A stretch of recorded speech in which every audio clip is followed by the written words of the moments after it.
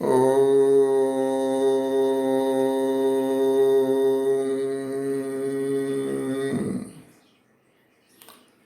सबको सादर से प्रेम नमस्ते जी।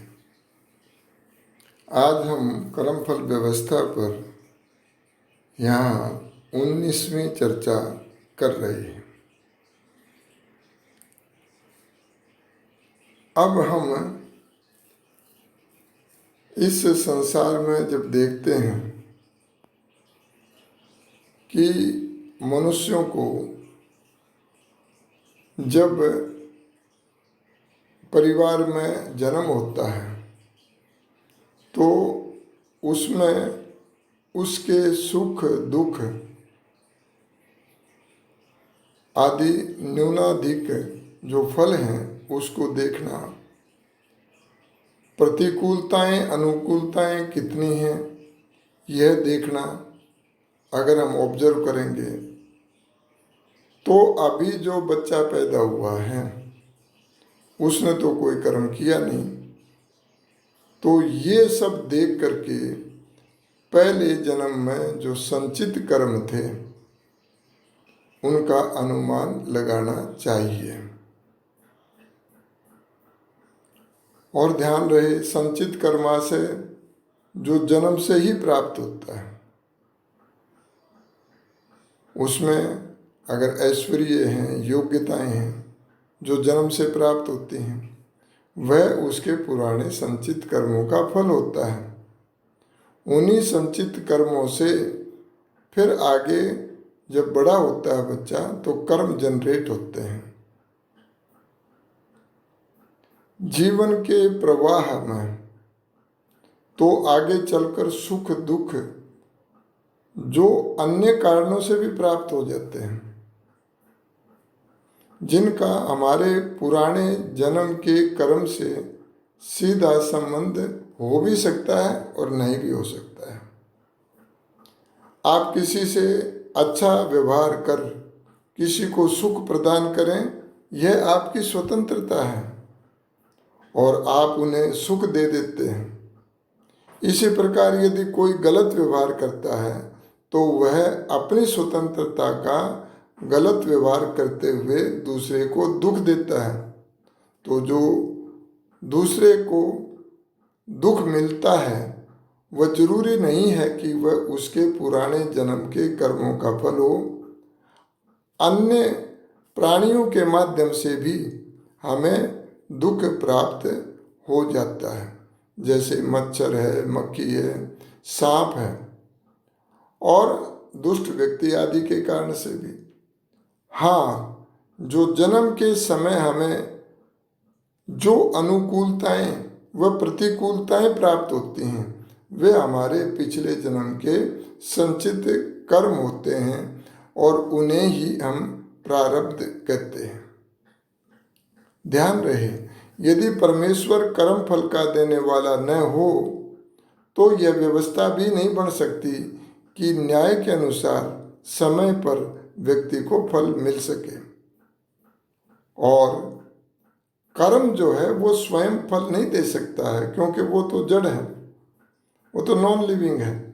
अतः सबको श्रेष्ठ बुद्धि उत्पन्न कर वैर आदि को छोड़ करके ईश्वर की व्यवस्था को समझते हुए अपने कार्यों को करना चाहिए। सबके साथ सत्य व्यवहार और यथा योग्य वर्तना चाहिए, अर्थात योग्यता के अनुसार व्यवहार हम करें। अब कुछ विशेष सत्यार्थ प्रकाश के नवम समोल्लास से जो महर्षि स्वामी दयानंद सरस्वती ने कहा उसको यहाँ उद्धृत करते हैं। सब जीव स्वभाव से सुख प्राप्ति की इच्छा करते हैं और दुख का वियोग निवृत्ति चाहते हैं, परंतु जब तक धर्म नहीं करते और पाप नहीं छोड़ते तब तक उसको सुख का मिलना और दुख का छूटना नहीं होगा, अर्थात सुख दुख आते रहेंगे। क्योंकि जिसका कारण कॉज हो वहाँ पर अर्थात मूल होता है, वह नष्ट कभी नहीं होता है। शायद मैंने पहली चर्चाओं में कहा, जैसे पेड़ पर बहुत पत्ते हैं और व्यक्ति परेशान है, आगे बहुत पत्ते गिरते हैं तो समाधान पूछता है कि टहनियाँ काट दो, फिर भी कुछ दिनों के बाद में पत्ते आ जाते हैं, फिर समाधान पूछता है कि उसको और नीचे से काट दो, लेकिन फिर भी फूट कर जाता है। अल्टीमेट क्या करना पड़ता है? अल्टीमेट उसका समाधान ये होता है कि उसको भाई जड़ से उखाड़ो, तभी ये हो सकता है, तभी आपके आंगन में सफाई रह सकती है। अगर ये आपको व्यवधान डाल रहा है तो मूल से काट दो, उसकी जड़ निकाल दो। तो कॉज क्या था? जड़ थी। इसी प्रकार से जिसका कारण होता है अर्थात मूल होता है, वो नष्ट कभी नहीं होता है। तो जैसे मूल के काटने से वृक्ष नष्ट हो जाता है, वैसे पाप को छोड़ने से दुख नष्ट हो जाते हैं। जो प्राणी, जो नर शरीर से चोरी, पर स्त्रीगमन, श्रेष्ठों को मारने आदि दुष्ट कर्म करता है, उसको वृक्ष आदि स्थावर योनि का जन्म प्राप्त होता है। वाणी से किए गए पाप कर्मों से पक्षी और मृग आदि तथा मन से किए गए दुष्ट कर्मों से चांडाल आदि का शरीर मिलता है।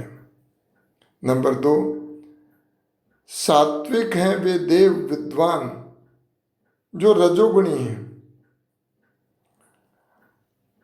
और उसमें जो मध्यम मनुष्य का जन्म मिलता है, और जो तमोगुणी होते हैं उनको नीच गति का जन्म मिलता है।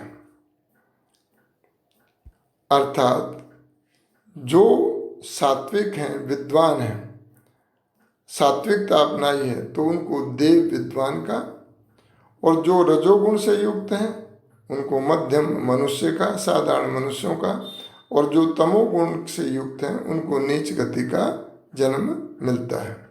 नंबर 3, जो अत्यंत तमोगुणी हैं उनको वृक्ष, कीड़े मकोड़े, मछली, सांप, कछुआ आदि का जन्म मिलता है।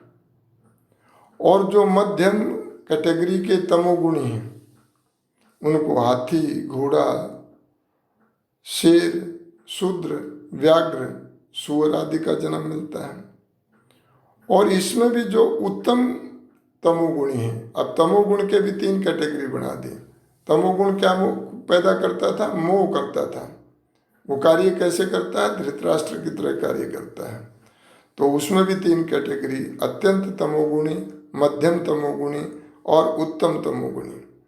तो उसको जो चापलूस लोग हैं, चारण हैं, भाट हैं, सुंदर पक्षी हैं या घमंडी पुरुष हैं, अपनी मिथ्या प्रशंसा करने वाले होते हैं, राक्षस होते हैं, पिशाच आदि, तो कर्मों के अनुसार वैसा फल उसको मिलता है। और अब रजोगुण के भी कैटेगरी हैं, जो अत्यंत रजोगुणी होते हैं, जो जमीन आदि को खोदने वाले मजदूर आदि, नट आदि, शस्त्रधारी नौकर के रूप में उसको जन्म प्राप्त होता है। और जो मध्यम रजोगुणी हैं उनको क्षत्रिय वर्ण वाले, राजाओं के पुरोहित, वकील, दूत और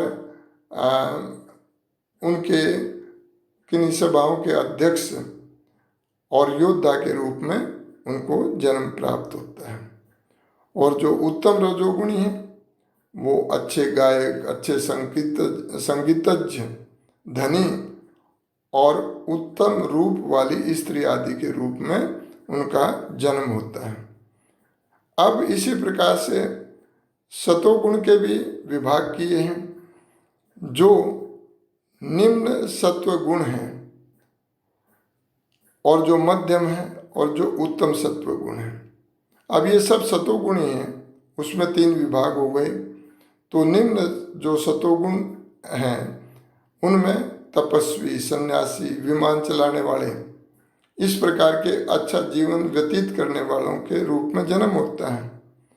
और जो मध्यम सत्वगुण कहें वो यज्ञों के करने वाले, वेद विद्वान, कला कौशल, वेद के विद्या को जानने वाले, रक्षक, ज्ञानी, योग्य, अध्यापक आदि के रूप में उनका जन्म प्राप्त होता है। और जो उत्तम सत्वगुण से युक्त हैं उनको ब्रह्मा, सब वेदों का ज्ञाता, वैज्ञानिक, धार्मिकों में श्रेष्ठ, सर्वोत्तम बुद्धि से युक्त होते हैं। तो जो इंद्रियों के वश होकर विषयी धर्म छोड़ अधर्म करने वाले हैं, अविद्वान हैं, वे मनुष्यों में नीच जन्म, बुरे बुरे दुख रूप जन्म पाते हैं। तो ये कुछ छोटे से उदाहरण हमने दिए कि कर्मों का फल, और सारा ये संसार जो है वो सत्व रज तम, सतोगुण रजोगुण तमोगुण जिसको प्रकृति कहते हैं उससे बना है। और सतोगुण का फल सुख होता है, रजोगुण का फल दुख होता है, और तमोगुण का फल मोह होता है।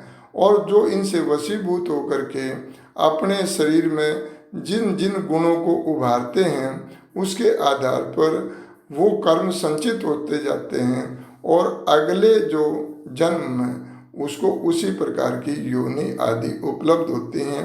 इन शब्दों के साथ में आपने ध्यान से सुना, आपका बहुत बहुत धन्यवाद। अगली चर्चा हम सारी जो कर्म फल व्यवस्था अभी आपके सामने की है उसको सारांश के रूप में एक दो चर्चाओं में समाप्त करेंगे। धन्यवाद।